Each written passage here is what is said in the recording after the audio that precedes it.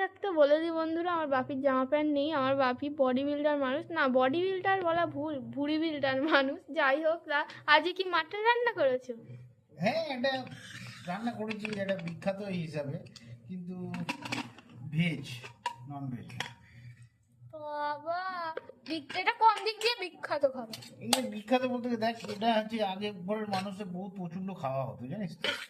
আর বেশ ভালো নাম লাগে বলে দাও খেতে। বাবা, নাম বলো। এর নামটা আমি ঠিক জানি না, তোর মা জানে। কি নাম এটা?